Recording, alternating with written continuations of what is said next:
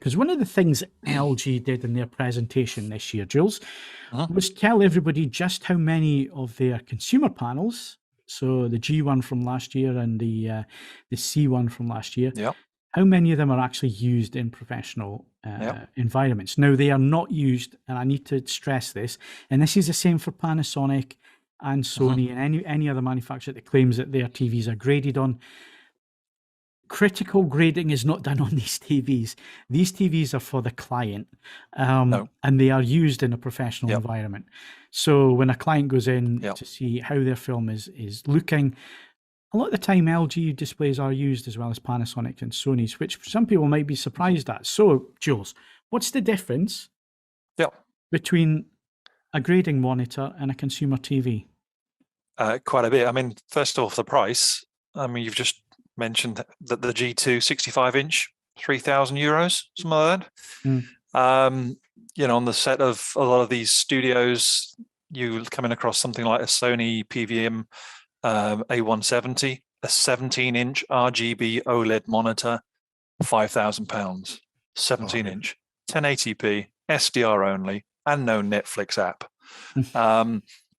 You know, so just, you know, do the maths and work out, well, how, you know, why is that $5,000 for 17 inches of SDR monitor, and why, you know, the other one is €3,000 for a 65-inch G2, and what's the difference in and why? I mean, to start off with, it goes down to the quality of the components that are going into that unit.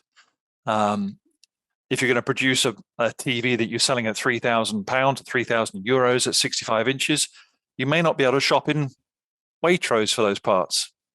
You might be shopping in, you know, using supermarket, and you might be shopping in Sainsbury's for it. The quality of the components going into the grading monitor are just higher. You know, you got lower variance, lower tolerances, so you've got a much tighter unit from the very beginning. These will be factory calibrated as well. I mean, you know, properly factory calibrated. Now, that doesn't mean that they don't require calibration. ASO recommend every 200 to 300 hours that their monitors should be recalibrated. So regular recalibration, even for grading monitors that are coming with that tightness. And, you know, if you look at the internal controls in these grading monitors, you will find hardly anything of what we're familiar with in a consumer panel. So no multi-point gamma controls, no 18-point CMS, you know, no sharpness controls, no noise reduction controls, none of this stuff. You'll probably find a 2-point white balance control. You might find a color temperature control, so you can go between D55, D65, etc. You would obviously brightness and contrast, and you'll also find a chroma control as well. Well, that's it. That's your lot. And if you compare that to the raft of, you know, you go through any standard TV, I mean, it's just bewildering, isn't it? If you're not used to these things, seeing the multiplicity of controls in your consumer television. Often they're just there to make up for poor internal signal processing. There's a hell of a lot more variance in the consumer panel because of that, the higher tolerance of those parts going into it than there is on the grading panel, on the professional monitor. So that's, you know, those are fundamental differences, and other things like dimming systems and all the rest of it as well. You won't find those too. So there is a very big difference in those displays, and yes, you're right. We are seeing lots and lots of LG OLEDs in these grading suites. These are used as you say, for client monitors.